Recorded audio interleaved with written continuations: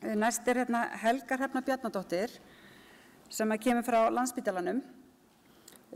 Helga með BS í hjúkrun og master frá Viðskiptafræði HÍ og deildarstjóri á hagdeild fjármálasviðs Landspítalans. Hún á baki langa starfsferil á Landspítalanum á ýmsum sviðum spítalans og hefur gegnt þar bæði klínísku starfi sem og starfi í stoðþjónustu svo sem við geðdeild hjá hjúkrunarforstjóra og núna fjármálasviði. Helga var einnig sinnt stundakennslu við Háskóla Íslands og Reykjavíkur. Og hennar fyrirlestur heitir Gögn undirstaða öryggis og umbóta og ég hlakka mjög til að hlusta á hana. Helga, velkomin.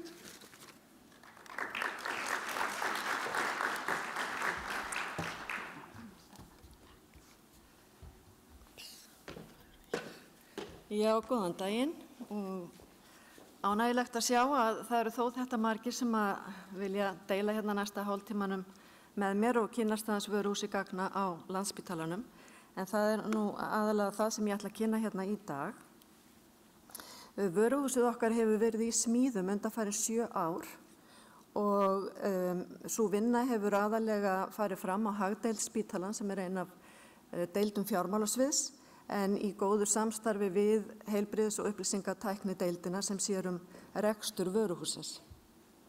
Síðan hafa þetta komið til vöruhúsasérfræðingar utanfrá sem hafa aðstoðað okkur við hönnun og smíði vöruhússins. Þetta er nú svona bara í grófum dráttum hvernig ég ætla að nálgast efnistökin.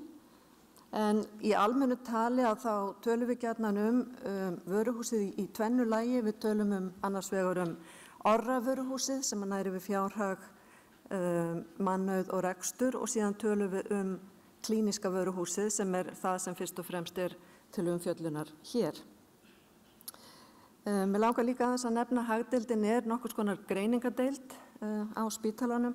Hún hefur umsjón með upplýsingaöflun og upplýsingaveitu ásamt því að sjá áætlanagerð spítalans og halda utan fjárhags- og mannauðskerfið orra.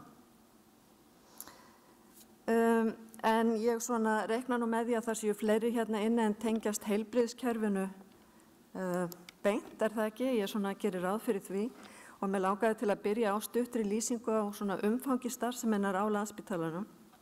Ég held að það sé mjög mikilvægt fyrir fólk bara að átta sig á umfanginu sem að fer þarna fram á einu ári og ég hef hent þarna upp nokkrum lykiltölum frá árinu 2014 og þá sjáum við það að sjúkralegur á einu ári eru rúmlega 26.000 talsins, meðferðir á dagdeildum eru 80.000, göngudeildakomur eru 230.000, komur á bráðadeildir eru 100.000, nú 14.000 skurðaðgerðir eru gerðar á ári hverju og sirka 3.200 börn fæðast og þetta er 75% af öllum fæðingum á landinu. Síðan er fjöldinn allur af rannsóknum og við teljum þetta upp í nærri 2 milljónir rannsókna sem eru gerðar á einu ári. Skipulagið er þannig að spítalanum er skipt niður í 10 svið, af þeim eru 7 klínísk svið sem koma þá að meðferð sjúklinga og síðan erum við með margar legudeildir, þær eru náhátt upp í 50, dag- og göngudeildirnar eru svona cirka 70, ég er ekki alveg með réttu töluna og þjónustuflokkar sem sjúklingar innritast á, þeir eru svona frá 45 til 50, þannig að þetta er náttúrulega geysilega mikil starfsemi og sérstaklega á íslenska mælikvarða, þetta er kannski ekki mjög stórt og mikið ef við berum okkur saman við erlend háskólasjúkrahús, þá er Landspítalinn sennilega svona, já, ofan við miðlungsstór, en þetta er náttúrulega gífurlega stórt á okkar mælikvarða. Nú frá þessari starfsemi allri koma náttúrulega heilbrigðisgögn og heilbrigðistölfræði sem er jú hluti af sjúkraskráni okkar og öll þessi gögn þau endurspegla starfsemina og eru okkur mjög nauðsynleg og mikilvæg til ýmissa verka og eru undirstaða öryggis í meðferð sjúklinga. Ég mátti til að leyfa þessar að fylgja með, hérna hann er svo sætur gamli þreytti með baugana sína niður á kinnar og stendur þarna fyrir framan mjög skrautlegt línuritt, en Þetta ekkert svo fjarri sannleikanum, það ekkert erfitt fyrir okkur að gefa út svona yfirlit þegar við erum að greina öll sviðin okkar til dæmis. Breytileikinn það mikill. En ég ætla nú ekki að vera með neitt svona flókið hér í dag. Þessa mynd, mér langaði bara til að skella henni upp því þekki þetta að sjálfsögðu öll, en þetta svona bara til að undirstrika það hvað gögn eru mikil undirstaða og nauðsynleg fyrir ákvarðanatöku og hvernig þau leggja grunn að ákvarðanatöku með því auðvitað að vera sett í eitthvað samhengi, með því að fá einhverja ákveðna þýðingu, með innsæi og síðan með sérstökum tilgangi að þá umbreytum við gögnum í breytingar og umbætur. En það náttúrulega og vöruhúsið kemur þarna inn og hjálpar okkur mjög mikið með þessa undirstöðu, sérstaklega þegar gagnamagnið orðið svona mikið. En það náttúrulega ýmislegt fleira sem þarf að koma til, það þarf þekkingu á gögnunum, það mismunandi birtingaform á þeim og túlkun og svo framvegis og svo framvegis. Og þetta það sem í almennu tali kallast business intelligence eða viðskiptagreind og það jú það sem við erum alltaf að fást við. Sjúkraskrá Landspítalans hvorki eitt einstakt kerfi en eitt heildstætt kerfi. Þetta samsafn af mörgum upplýsingakerfum og jafnvel mörgum kerfum sem passa ekkert saman og tala illa saman og erfitt að tengja. Og gagnavinnsla úr slíku umhverfi, hún náttúrulega erfið og tímafrek og mjög takmörkuð. En við rekstur á stóru nútíma sjúkrahúsi að þá orðin mikil krafa rauntímagögn og hraðin bara orðin svo mikill og já, krafan gögn sífellt að verða meiri og meiri og það kallar á úrvinnslu eins og til dæmis innleiðing á smíði á vöruhúsi. Þannig að kosti vöruhúsins við þannig aðstæður eru ótvíræðir. En hvað þá vöruhúsgagna? Nú ég náttúrulega trúlega tæknifólk hérna inni og sjálfsagt margir sem að þekkja og vita við vöruhús betur en ég. En vöruhús bara svo ég rétt nefni það, þetta náttúrulega yfirgripsmikil gagnageymsla sem að safna saman gögnum og hreinsar þau og flokkar og tengir á ákveðin hátt og auðveldar alla úrvinnslu og skýrslugerð. Vinnslan, þegar við erum að vinna gögnin, þá þyngir það ekki grunnkerfin sem náttúrulega alveg ótvíræður kostur, sérstaklega þegar þetta svona stór vinnustaður þar sem hátt í 5.000 manns að vinna öllu jöfnu. Síðan gefur það möguleikana á samnýtingu gagna og svona tengingu gagna, ólíkra gagna meira og betur heldur en við ella hefðum geta gert.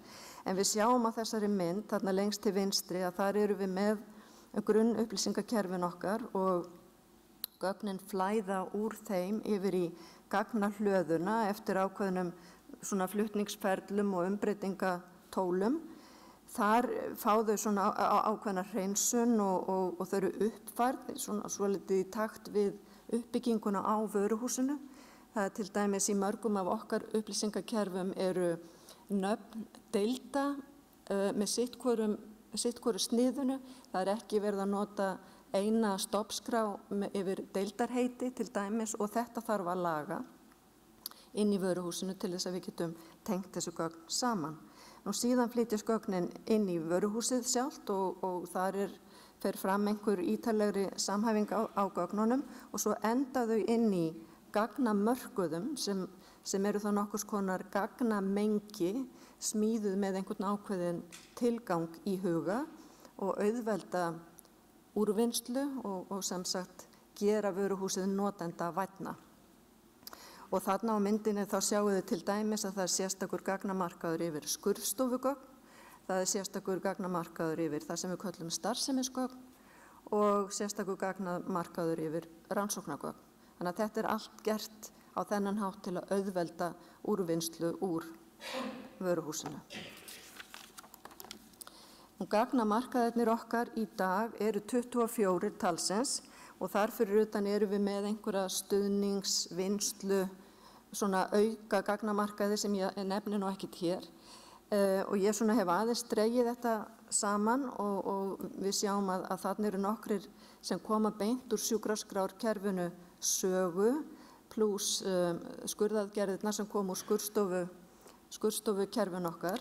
Við erum með gagnamarkað, 4 gagnamarkaði yfir lyf, af því að lyfin og umsýsla þeirra mjög flókið fyrirbæri, en þarna til dæmis eitt sem næri yfir allar lyfjagjafirnar.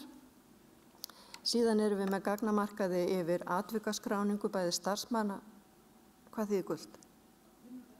5 mínútur eftir? Jups. Og getur það verið? Heyrðu. Góð. Já, einmitt. Ég var að fylgjast með, sko. En sem sagt, við erum þarna með líka gagnamarkaði yfir starfsemis- og kostnaðargreininguna DRG sem þið sjáið, rannsóknir, fæðingarskráningu, þjónustukannanir og svo koma 6 gagnamarkaðir úr orranum sem ná yfir fjárhag, mannauð, vinnustund og vörustýringu. Þannig að þetta náttúrulega ansi umfangsmikið og það sem þetta gerir að þetta gefur okkur möguleika á samnýtingu þarna á milli. Það til dæmis hægt að sækja gögn lyfjagjafir og tengja við gögn af skurðstofunum. Það hægt að fylgjast með því hvort klíniskum leiðbeiningum sé fylgt, til dæmis ef það á að gefa eitthvað tiltekið sýklalyf fyrir einhverja tiltekna aðgerð, þá getum við tvinnað þetta saman og fylgst með því hvort það var gert. Eins hægt að skoða rannsóknarniðurstöður út frá sjúklingaflokkum, sjúkdómaflokkum eða sjúkdómsgreiningum og þetta er bara brot af dæmum sem ég að nefna hér. Fyrir hverja vöruhúsið? Í dag þetta náttúrulega fyrir alla stjórnendur spítalans og gagnast þeim öllum ásamt fjármálaráðgjöfum, mannauðs og gæðastjórum sviðana.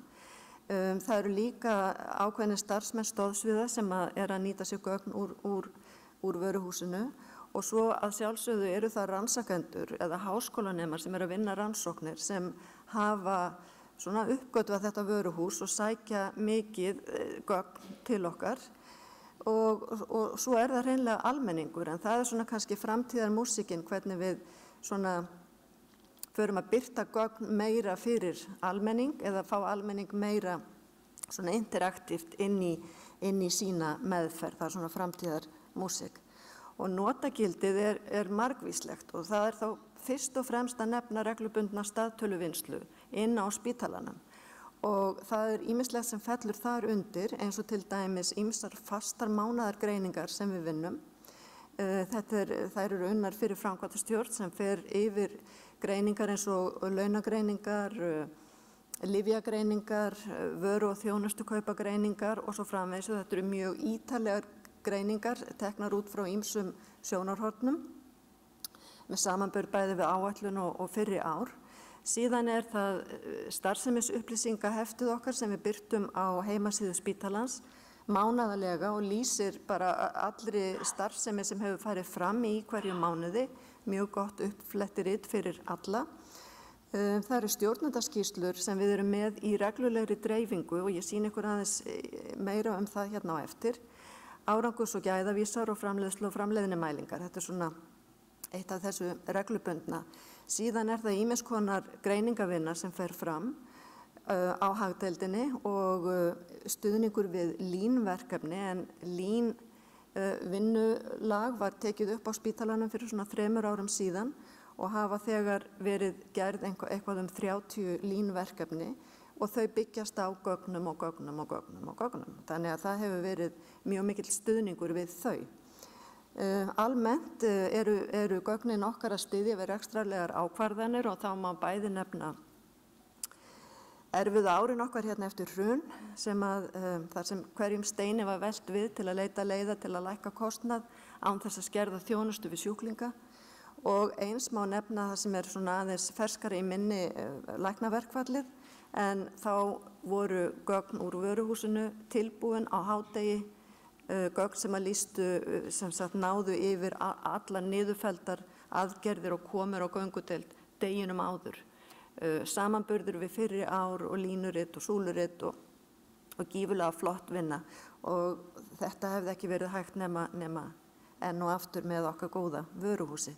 Nú ég nefndi rannsóknirnar á heilbrigðissviði, það eitthvað við finnum virkilega fyrir aukningu þar og það bara spennandi og síðan mjög mikið af fyrirspurnum sem berast til okkar, til dæmis frá fjölmiðlum, nú eða Alþingi og ráðuneytinu og víðar og við kappkostum við það að svara eins hratt og við mögulega getum.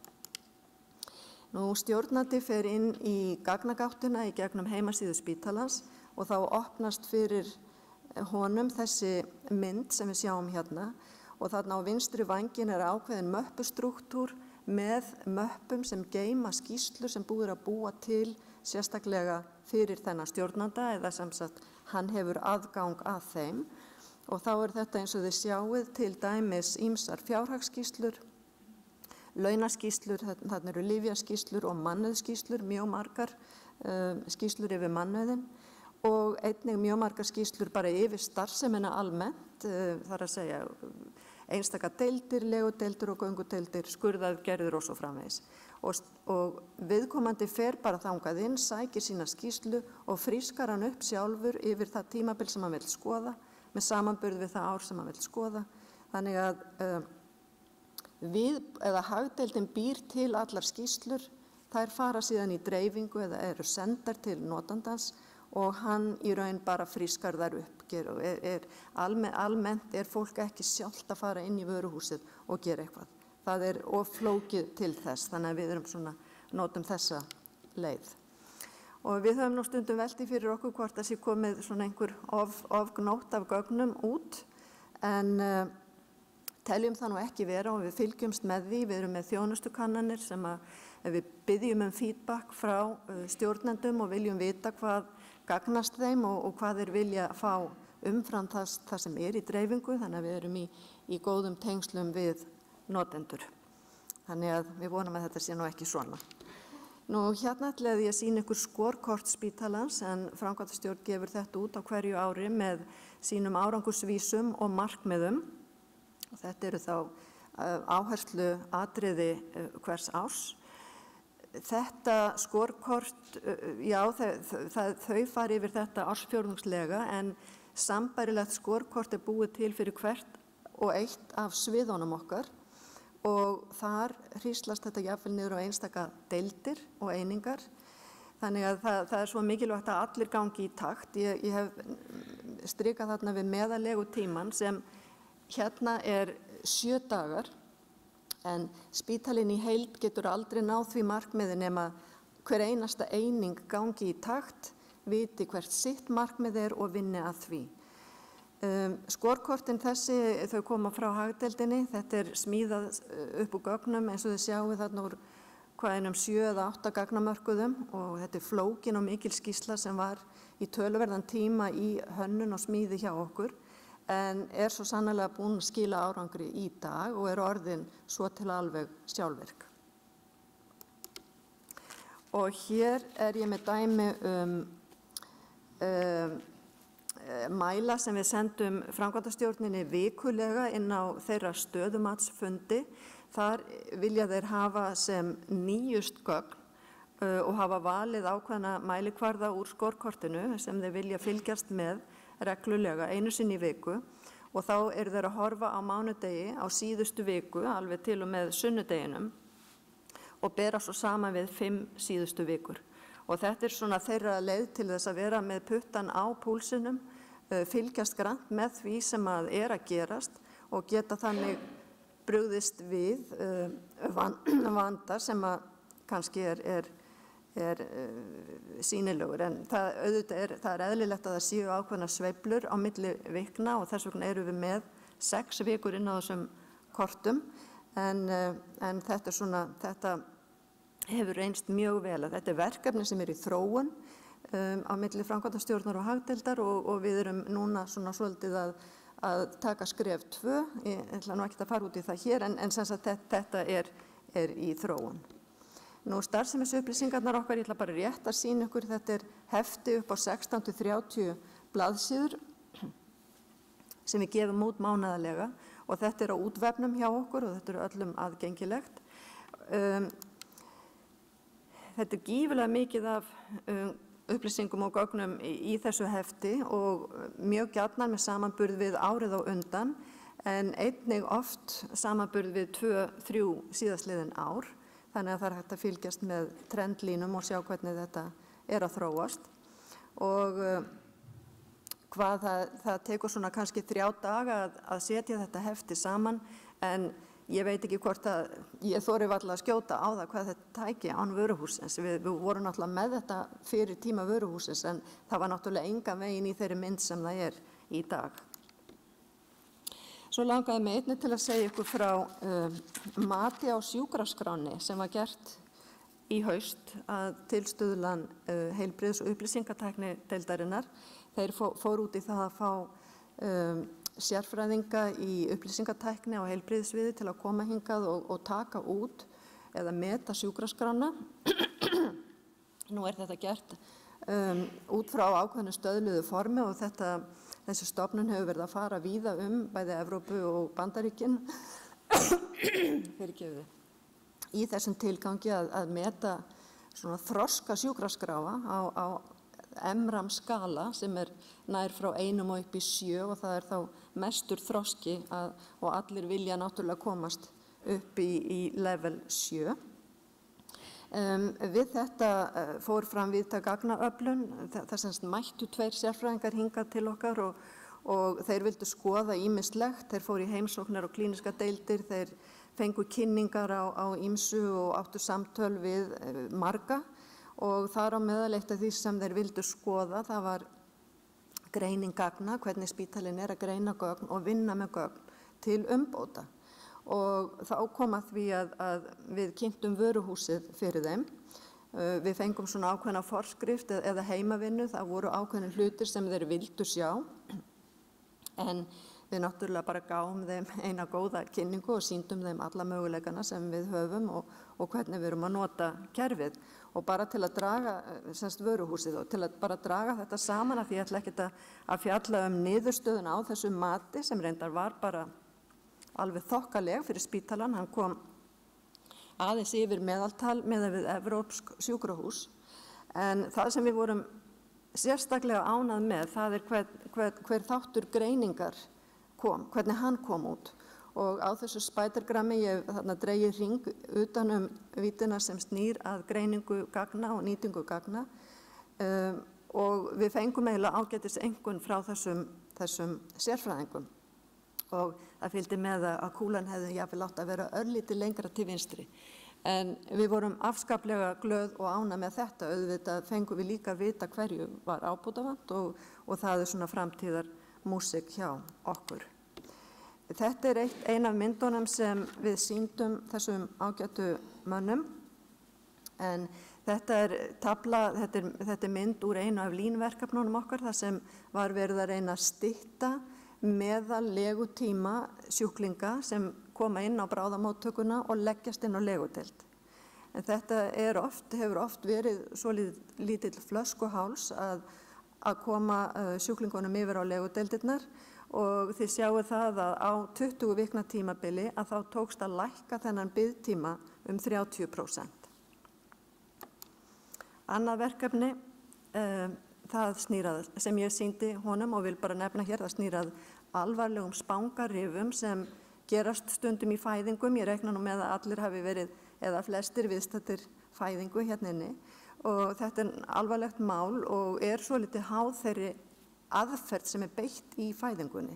2011 breytti kvennadeildin verklagi hjá sér, innleiddi ákveðið nýtt verklag sem átti gagngert að fækka þessum alvarlegu spangarrifum og viti menn það gerðist og hefur heldur betur skilað árangri en frá meðan við 2009 30% fækkun á alvarlegum spangarrifum í fæðingun. Þetta annað dæmi sem við fórum út í þarna samanburð við Sænsk háskólasjúkrahús á meðallegutíma.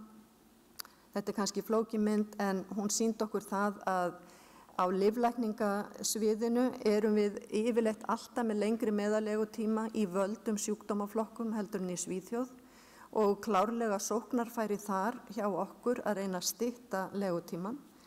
Á skurðdeildunum aftur á móti vorum við að standa okkur mjög vel miðað við sænsk sjúkrahús og vorum almennt með styttri meðallegutíma en þeir. En sóknarfærin þarna uppi á lyflækningasviðinu, það snýr náttúrulega fleirum en Landspítalanum. Það þarf auðvitað að koma til eitthvað í fjærumhverfinu, svo sem hjúkrunarheimili, bætt heimaþjónusta og svo framvegis. Að lokum, ég alveg að verða búin, að þá langaði mig að henda þessu fram að því að þetta bara mjög athyglisvert. Við erum að byrja á verkefni sem snýra því að greina það sem við getum kallað fastagesti spítalans. Við vitum það að það eru ákveðnir einstaklingar sem koma oftar en aðrir og hafa þörf á því og við viljum skoða það aðeins betur hverjir það eru og hvort við getum einhvern veginn gripið þar inn í og bætt gæði þjónustunnar við þann sjúklingahóp. En af nærri 18.000 einstaklingum sem leggjast inn á spítalan á einu ári eru einhverjir 53 sem eiga 10 eða fleiri legur á einu ári. Þeir eru að koma inn og út og inn og út og inn og út. Og við þurfum að vita ástæðuna fyrir þessu og kanna þetta og athuga hvort að ekki sé hægt að bæta. Stundum er þetta kannski alveg eðlilegt. En þannig að 0,3% af einstaklingum, þeir eiga 3% af legum á einu ári og þetta er svolítið svakaleg tala. Síðasta svona glæra mín, mér langaði bara til að leyfin að fljóta hérna með að því að við erum afskaplega stolt af kostnaðarkerfin okkar sem er hluti af vöruhúsinu og þessi mynd, hún sýnir ykkur að einn sjúklingur sem hefur farið í opna hjartaaðgerð sem skipti á hjartaloku og lá hjá okkur í 10 daga, meðferð hans þessa 10 daga kostaði 3,3 milljónir króna og þetta getum við brotið niður eftir þjónustunni sem að viðkomandi fékk og við getum einnig brotið til dæmis aðgerðakostnaðin sem er nú upp á 1,5 milljón en frekar niður og séð að efniskostnaður við þessa einu aðgerð var 0,5 milljón. Sama getum við gert hérna fyrir rannsóknarkostnaði. En tíminn er búinn og þetta er síðasta glæra mín næstu skref og það er áframhaldandi þróun á vöruhúsin okkar og við erum núna í vinnu sem snýr að hjúkrunarheimi og sýkla og veirurannsóknarheimi. Síðan erum við að taka fyrstu skrefin í hugsanlegri þróun að rannsóknar leitargrunni í samvinnu við vísindadeild spítalans.